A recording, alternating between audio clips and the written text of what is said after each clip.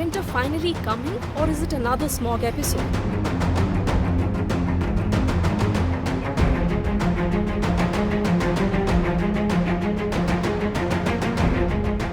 This entire city has been blanketed by dense fog conditions over the last 2 days, with a sudden fall in visibility levels down to zero at the Indira Gandhi International Airport and many other places.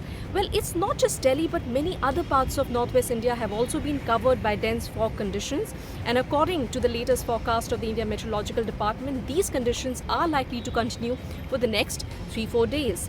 But the worry here is for Delhi is it indicative of the rising levels of pollution in the air?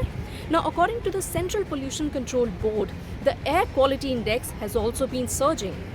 On Wednesday, the AQI crossed 400 and reached 418, which now falls in the severe category and is indicative of the high levels of PM 2.5 and PM 10. Now, they have already breached the safe limits set by the World Health Organization, but the levels are now surging.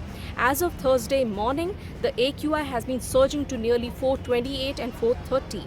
Now, the Commission for Air Quality Management in Delhi, CAQM, held an urgent meeting on Wednesday evening to decide whether GRAP 3, which is the Graded Response Action Plan, Stage 3 should be kicked into force in Delhi, but they have now decided to delay it for a while, considering the situations are all evolving.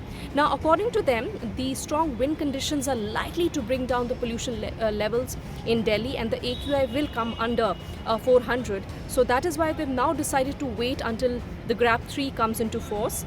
But this does indicate that the pollution levels are definitely rising.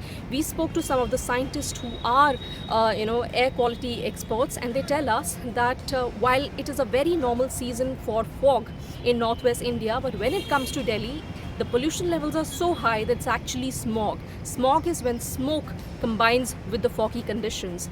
Over the last 24 to 48 hours, there has been a fall in the temperatures. They're now hovering around 30 to 28 degrees Celsius in Delhi during the day, and they're falling to about 14 to 15 degrees Celsius during the night.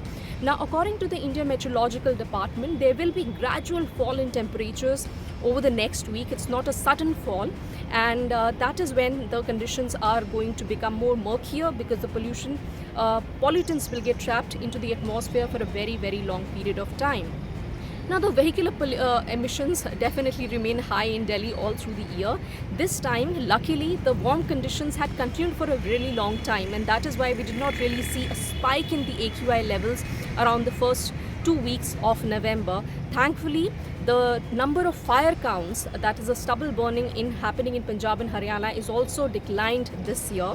On Wednesday, the number of fire counts were just 85, and there has been a drastic fall in the stubble burning cases in Punjab as well as Haryana.